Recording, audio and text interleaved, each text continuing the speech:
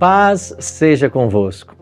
Que alegria poder cumprimentar você nessa manhã e ter a sua companhia nessa hora, onde juntos vamos estudar mais da Palavra de Deus aqui no programa Primeiro Deus. Um abraço carinhoso a você que já está conectado com a gente em todas as partes do estado de Santa Catarina. Você é muito bem-vindo. E você também que está em outros estados, em outras regiões, seja também bem-vindo ao nosso programa de estudo da Bíblia. A cada dia, um novo tema, um novo tópico para aprendermos mais da vontade de Deus para a nossa vida. Estamos numa série muito especial sobre os milagres de Jesus. Os evangelhos registram cerca de 35 milagres e a cada dia estamos estudando um milagre. Hoje vamos estudar sobre a cura da sogra de Pedro. É um milagre muito singular que Jesus realizou e ele tem várias lições espirituais a serem aprendidas. Então, pegue a sua Bíblia e se junte a nós nesse momento de estudo.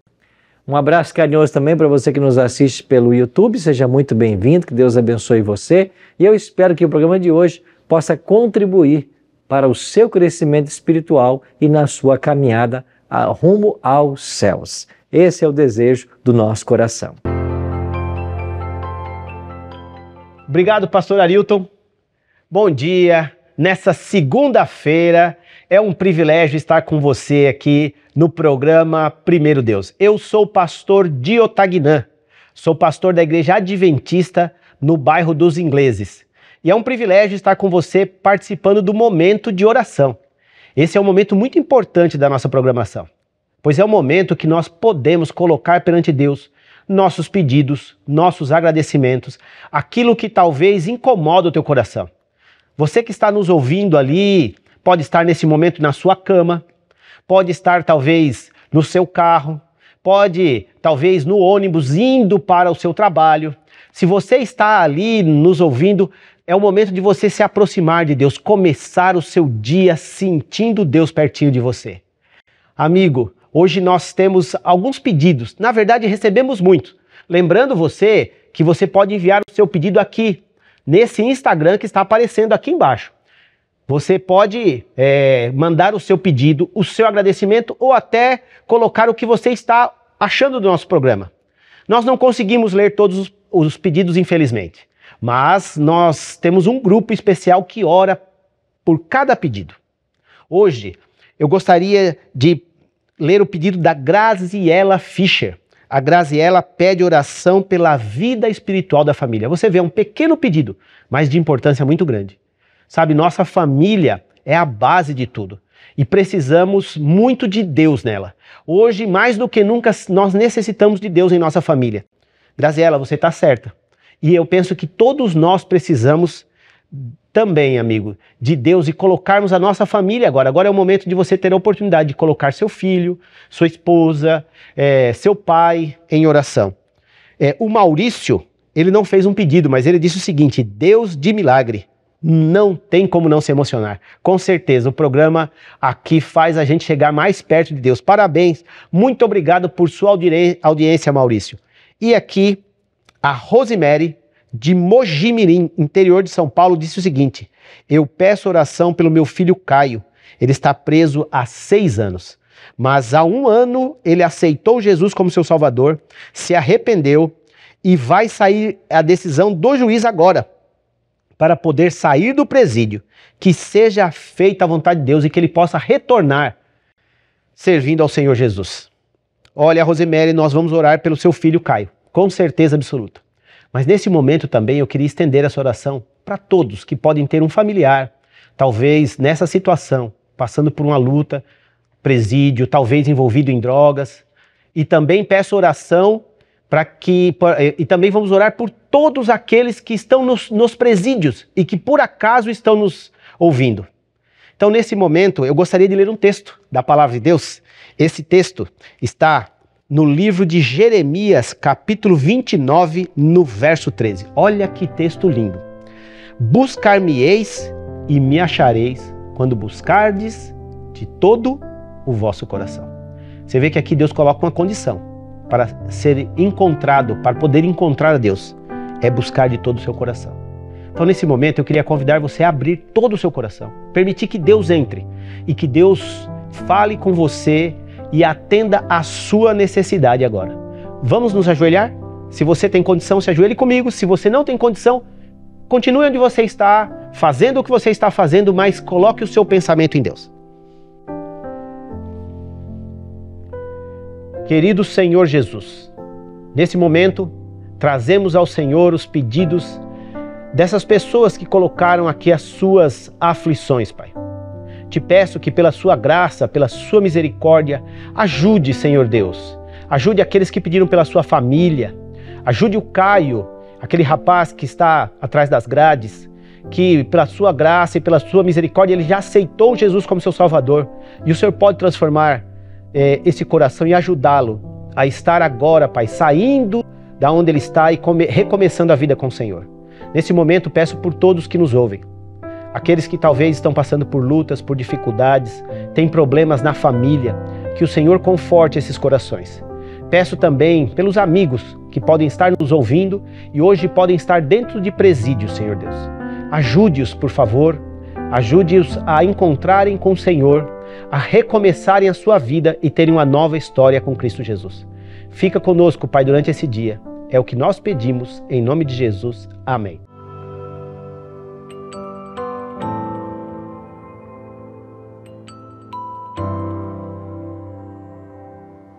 Chegamos agora ao momento do nosso estudo da Bíblia aqui no programa Primeiro Deus. Que bom ter a sua companhia. Quero convidar você a abrir a sua Bíblia comigo no milagre que vamos estudar hoje. Estamos nessas semanas na série Milagres de Jesus e a cada dia estamos estudando um milagre realizado por Jesus.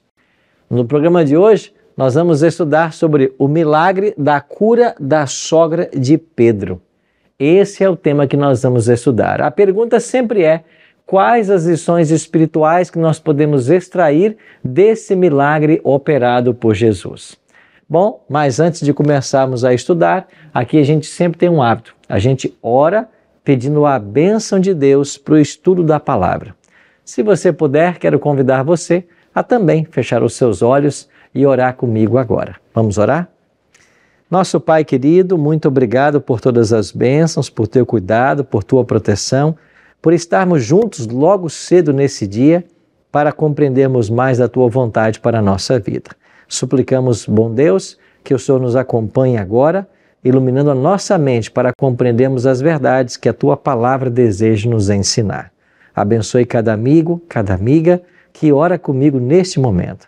Que o teu bom e santo Espírito esteja com todos nós e que compreendamos a tua vontade para a nossa vida. Oramos em nome de Jesus. Amém. Obrigado, então, por ter orado comigo e agora vamos juntos para esse milagre. O milagre da cura da sogra de Pedro, ele aparece nos 3 evangelhos, Mateus, Marcos e Lucas. Ele só não aparece em João. Os 3 evangelhos, Mateus, Marcos e Lucas, eles podem ser chamados também de evangelhos sinóticos. Agora, por que eles recebem esse nome? Eu vou explicar para você. São os evangelhos que narram a vida e o ministério de Jesus Cristo sob o mesmo ponto de vista. Esse é o detalhe. O termo sinótico é uma palavra grega formada por sim, junto com, e ótico, de visão. Então, sinótico quer dizer, então, uma visão conjunta, no sentido de expressar a mesma visão sobre um fato, sobre algo. Mateus, Marcos e Lucas são chamados evangelhos sinóticos porque eles relatam os mesmos milagres e, é claro, com uma semelhança muito grande. E eu digo semelhança muito grande porque a semelhança não é completa, porque cada evangelho acaba colocando ali alguns detalhes que são importantes para a compreensão do estudo. Então nós vamos aproveitar hoje, como o texto é bem curtinho, e vamos ler esse milagre nos 3 evangelhos, em Mateus, em Marcos e Lucas. E a partir desta leitura dos evangelhos, nós então vamos procurar descobrir quais as verdades que o texto deseja nos ensinar e quais as lições espirituais que podemos extrair do mesmo. Vamos começar então com o texto de Mateus. Mateus capítulo 8, versos 14 e 15 é onde está registrado esse milagre da cura da sogra de Pedro. Mateus escreveu assim: Tendo Jesus chegado à casa de Pedro, viu a sogra deste acamada e ardendo em febre. Mas Jesus tomou-a pela mão e a febre a deixou. Ela se levantou e passou a servi-lo. Mateus usa aqui 2 versos para relatar que a sogra de Pedro estava com febre, Jesus foi até a sua casa, o texto diz que também Jesus tomou-a pela mão, ela foi curada de sua febre e o resultado depois de ser curada é que ela passou a servir a Jesus. Interessante, né? Quantos elementos Mateus nos dá. Vamos agora para o Evangelho de Marcos. O que Marcos registrou? Marcos capítulo 1, versos 29 a 31. E saindo eles da sinagoga, foram com Tiago e João diretamente para a casa de Simão e André. A sogra de Simão achava-se acamada, com febre, e logo lhe falaram a respeito dela.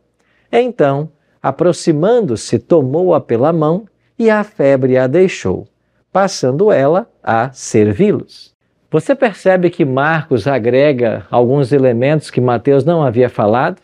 É por isso que eles são chamados de sinóticos, porque eles estão falando de um mesmo evento, mas sempre um elemento ou outro é incluído pelo evangelista.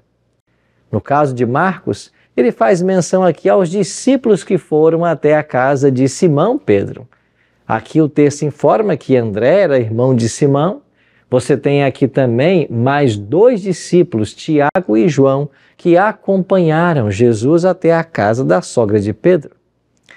Vamos agora então para a leitura de Lucas, o terceiro evangelista, e quais as informações que ele nos traz a respeito desse milagre. O texto é Lucas capítulo 4, versos 38 e 39, e diz assim: Deixando ele a sinagoga, falando de Jesus, é claro, foi para a casa de Simão. Ora, a sogra de Simão achava-se enferma, com febre muito alta, e rogaram-lhe por ela. Inclinando-se ele para ela, repreendeu a febre, e esta a deixou, e logo se levantou, passando a servi-los. Assim você percebe que existem elementos que são repetidos em todos os 3 evangelistas, mas cada um deles oferece alguns elementos distintos. Eu queria então voltar com você a um detalhe bem interessante. O milagre acontece na cidade de Cafarnaum, porque aí morava a sogra de Pedro. A cidade de Cafarnaum também é conhecida como a cidade de Jesus, porque Jesus por um tempo morou nessa cidade. Cafarnaum também é uma cidade muito visitada por turistas, porque ela conserva até hoje as ruínas da casa da sogra de Pedro. E existem aí descobertas arqueológicas que indicam claramente ser esta casa ou este local onde estava a casa da sogra de Pedro.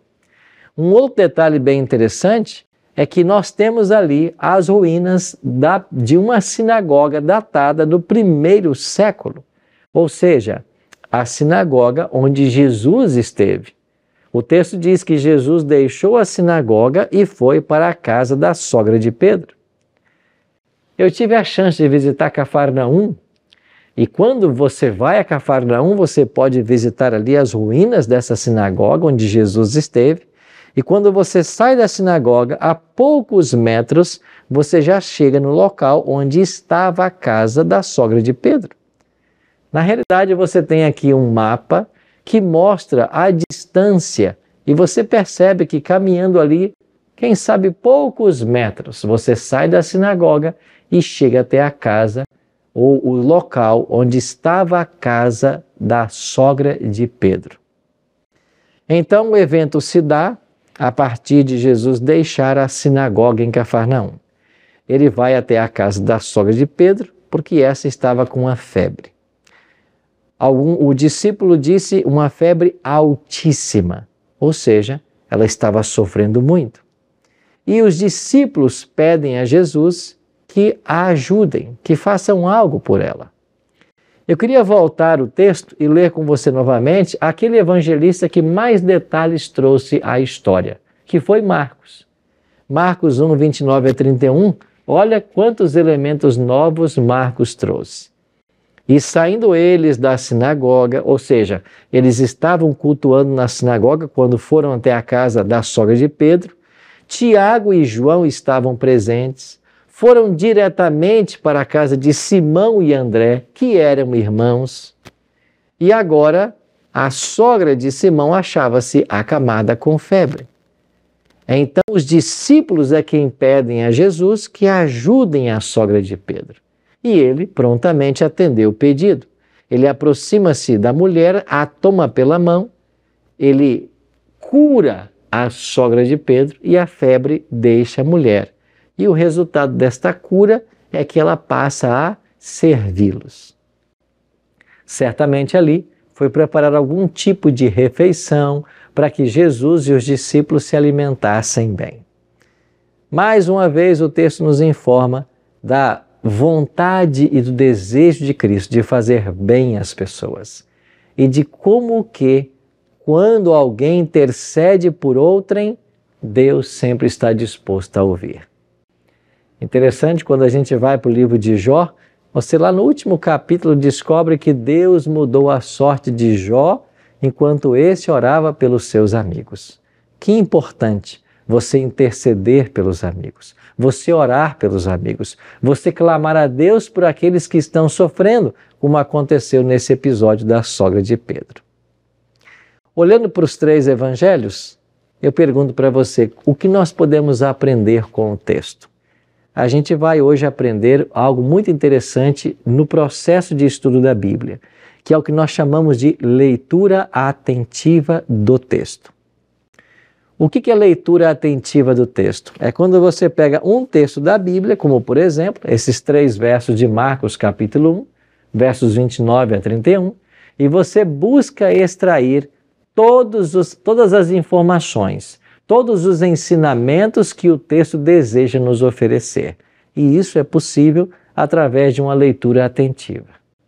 Uma vez que nós lemos os 3 evangelhos, Mateus, Marcos e Lucas, quais são as informações que nós podemos sistematizar do texto?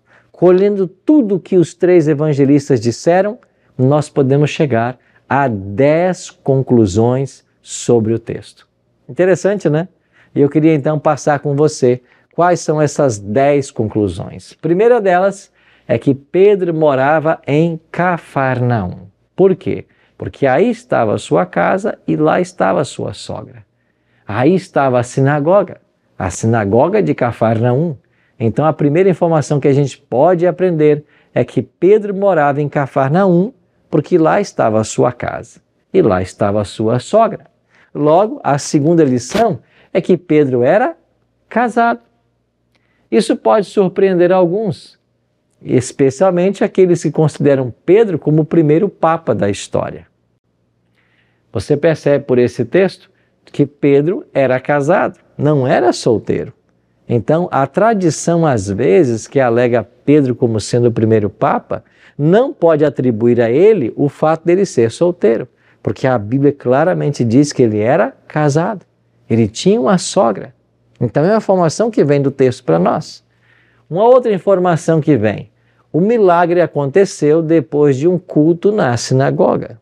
E você vai se lembrar que os cultos aconteciam primariamente no sábado. Haviam também outros cultos, outros serviços na sinagoga em outros dias, mas há aqui uma possibilidade de que esse milagre também tenha ocorrido no sábado, uma vez que esse era o dia principal dos discípulos estarem na sinagoga ou dos judeus frequentarem a sinagoga. O que mais o texto nos fornece? Uma quarta informação. A sogra de Pedro estava com febre. Interessante, né? Desde os tempos da Bíblia, as pessoas são aí acometidas de febre, de mal-estar. E naquele tempo, imagina você, não existia nenhum termômetro para se saber qual era o grau de febre que ela estava tendo, mas a Bíblia já dá informação, febre altíssima. ou seja, uma febre intensa. Ela estava sim correndo até risco de vida, o que acontece em quadros como esse. Então você tem agora uma mulher que estava ardendo em febre. O texto também informa de que era a casa de Simão e André, porque eles eram irmãos. Então o milagre acontece na casa de Simão e André. Pedro, Simão, Pedro e André. Uma sexta coisa que nós podemos extrair do texto: Tiago e João também estavam presentes. Interessante que Jesus escolheu os discípulos, mas nem todos os acompanharam em todos os momentos. Aliás, dos 12 discípulos, Cristo tinha 3, que eram os mais íntimos: Pedro, Tiago e João. Nesse episódio, os 3 estão juntos. Era o círculo mais íntimo de Jesus. Então, o evangelista Marcos é o responsável por nos dizer quem é que estava nesse momento do milagre. Uma outra informação interessante que o texto nos oferece é que os discípulos é que rogam pela sogra de Pedro. Eles intercedem junto a Cristo para que Jesus, fizesse algo pela sogra de Pedro. E é claro que Jesus prontamente atendeu esse pedido, como sempre ele faz. Por quê? Porque Jesus, ele nunca é insensível diante das necessidades das pessoas. Tudo aquilo que nós precisamos, Jesus sempre está disposto a nos ajudar e nos auxiliar. Que lição mais podemos extrair do texto? Que informação? Jesus, ao curar a sogra de Pedro, ele toma a mulher pela mão. Há o toque físico. Jesus, em alguns momentos, operou com toque. Em outros momentos, ele simplesmente deu a ordem, como no caso do servo do centurião: vai para a tua casa, ele já está curado. E quando o centurião chegou em sua casa, o servo já havia sido curado. Jesus curou algumas vezes sem tocar, Jesus curou à distância, mas ele também curou tocando. E nesse caso da sogra de Pedro, Jesus a tomou pela mão. Aqui você vê o cuidado de Jesus, o desejo de fazer bem à sogra de Pedro, cuidar da família do seu discípulo. Uma nona lição: depois da cura, ela passa a servir a Cristo e os discípulos. Isso chama a nossa atenção porque o resultado natural daquele que recebe o milagre é a gratidão, é desejar fazer bem, é tentar agradecer a grande obra que foi operada em seu favor. Interessante que ela, ao ser curada, prontamente ali estava para servir. Há uma lição muito especial aqui nesse ponto. Eu e você somos chamados para servir a Deus. E antes de sermos chamados, Ele sempre opera em nossa vida um grande milagre. Qual milagre? O milagre da transformação, o milagre da conversão. Ele nos convida agora a servi-lo, a obedecê-lo. E isso acontece porque Jesus opera em nós também um milagre. Na realidade, ninguém pode servir a Jesus a menos que primeiro um milagre aconteça no seu coração. É impossível servir ao Senhor Jesus se não for resultado do milagre que Ele opera em nossa vida. Na realidade, salvação é uma reação humana a uma ação divina. Deus age e nós reagimos. Olha para João 3,16. Porque Deus amou o mundo de tal maneira que deu seu Filho unigênito. Aqui está a ação divina. E qual é a reação humana? Para que todo aquele que nele crê, ou seja, aí está a reação. E o resultado? Não pereça, mas tenha a vida eterna. Então, salvação é a ação divina, a reação humana que resulta em salvação. É por isso que a sogra de Pedro estava pronta ali para servir todos que ali estavam. Na vida dela havia sido operado um grande milagre. E um último ponto que nós podemos extrair desse texto: Jesus sempre atende os nossos pedidos. Os discípulos pediram em favor da sogra de Pedro e Jesus prontamente atendeu. Você percebe que hoje também Jesus deseja prontamente atender os nossos pedidos e Ele o fará se nós clamarmos a isso. Eu fico pensando Em quantos milagres, em quantas oportunidades nós perdemos, porque nós não apresentamos a Deus nossas necessidades. Às vezes, alguém intercede por nós. Às vezes, alguém ora em nosso favor. Aconteceu nesse milagre. Os discípulos intercederam. Mas você tem acesso ao Pai. Você tem acesso a Deus. Você não precisa esperar que outras pessoas peçam por você. O caminho para o trono de Deus foi aberto pelo próprio Jesus Cristo. E eu e você podemos ir hoje na presença dele, sabendo que um caminho foi aberto pelo grande sacrifício operado por Jesus. Você se lembra lá no tempo de Israel? As pessoas para irem a Deus iam até o santuário, porque o santuário era a morada de Deus. E lá no santuário elas dependiam de um mediador, que era a função do sacerdote. Então, quando um pecador queria dar uma oferta de gratidão, ele dependia da ação do sacerdote. Quando um pecador queria oferecer uma oferta pelo seu pecado, ele dependia do sacerdote. Então, o pecador buscava o sacerdote, que era o mediador entre ele e Deus. Isso aconteceu em todo o Antigo Testamento. Mas agora que veio Cristo, no Novo Testamento, ele abriu para nós um caminho na direção do Pai.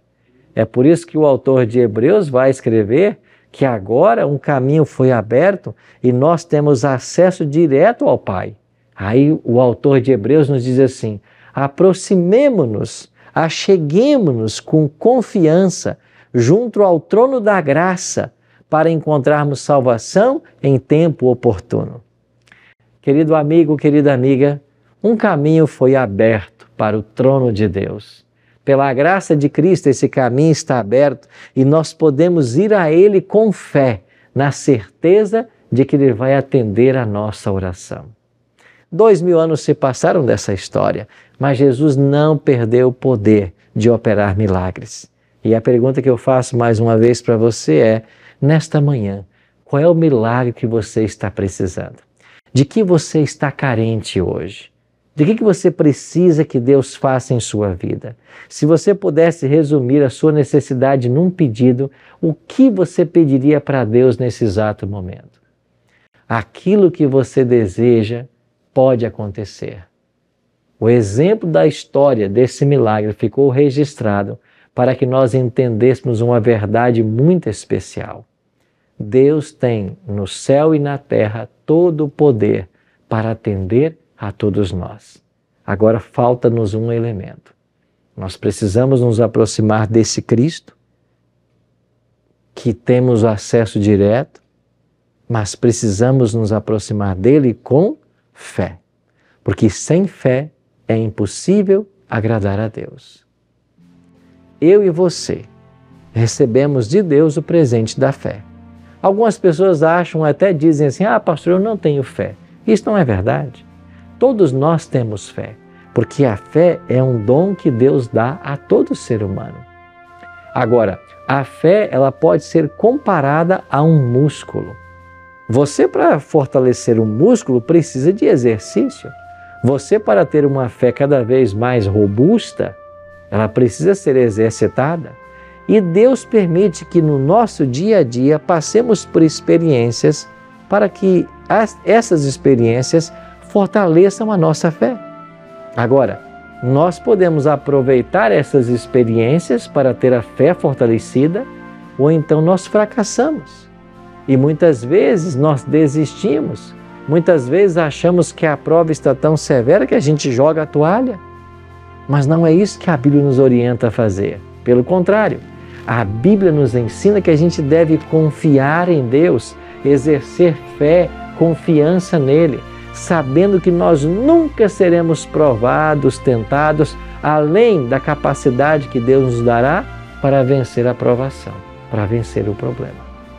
Nesta manhã, você pode sim se lançar aos pés de Cristo, sabedor que Ele vai cuidar de você. Eu não sei se o seu problema hoje é de saúde, como foi o caso da sogra de Pedro. Eu não sei se o seu problema hoje é financeiro. Eu não sei se o seu problema hoje é de relacionamento. Eu não sei se a sua necessidade hoje é a encontrar um emprego para manter a sua casa. Mas eu sei de uma coisa: o mesmo Deus que exerceu poder para expulsar a febre da sogra de Pedro está do seu lado agora para ajudar você no milagre que você tanto precisa. E qual é a nossa parte? É acreditarmos, é desenvolvermos fé. E aí, você pensou no milagre que hoje você gostaria que Deus operasse na sua vida? Ou talvez na vida de alguém que você ama? Eu não sei, mas Deus sabe e Deus ouviu sua oração. O Pai das luzes, de quem advém todas as bênçãos, deseja fazer bem a você. Ele deseja te ajudar em todas as questões que você precisa. E se hoje você confiar nele, o milagre vai acontecer. Vamos orar por isso agora? Pai querido, muito obrigado, Senhor, porque a Tua palavra nos ensina que o Senhor tem todo o poder no céu e na terra para operar milagres. Obrigado pelo interesse que o Senhor teve na sogra de Pedro. Obrigado por ter atendido o pedido dos discípulos e ter feito na vida daquela mulher a cura e o milagre que ela precisava. Ajuda-nos, Pai, também hoje, no nosso dia, e que o Senhor possa operar em nossa vida os milagres que nós tanto precisamos, e que a nossa resposta seja a mesma da sogra de Pedro, que nós possamos te servir de todo o coração, toda a nossa vida, até que o Senhor volte para nos buscar. Cuide de todos nós nesse dia, que a Tua bênção alcance a nós e aos nossos familiares. É a nossa oração, em nome de Jesus. Amém.